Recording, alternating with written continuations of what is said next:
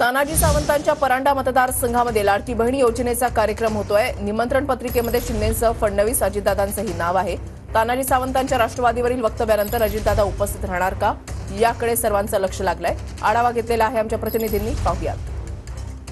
मुख्यमंत्री एकनाथ शिंदे आज धाराशिव जिल्ह्याच्या दौऱ्यावरती आहेत आणि धाराशिवमधील परांडा या आरोग्यमंत्री तानाजी सावंत यांच्या विधानसभा मतदारसंघामध्ये मुख्यमंत्री एकनाथ शिंदे आज येणार आहेत।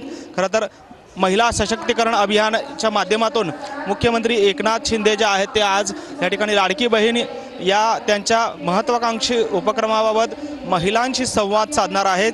ज्या लाडकी बहीण योजनेच्या माध्यमातून लाभार्थी महिला आहेत त्यांच्याशी या ठिकाणी मुख्यमंत्री एकनाथ शिंदे जे आहेत ते संवाद साधणार आहेत।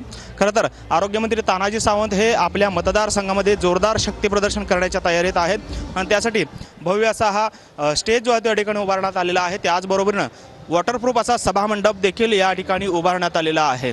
खरं तर धाराशिव जिल्ह्यातील हजारो महिला ज्या आहेत त्या या ठिकाणी या कार्यक्रमाला येणार आहेत आणि त्यासाठी जय्यत तयारी जी आहे ती करण्यात आलेली आपल्याला पाहायला मिळते। आपण पाहतोय आम्ही सशक्त महिला अशा माध्यमाची रांगोळी जी आहे ती या ठिकाणी रेखाटण्यात आलेली आहे। कॅमेरामन विनोद मुनाबादकरसह सागर सुरवसे, TVN मराठी, धाराशिव।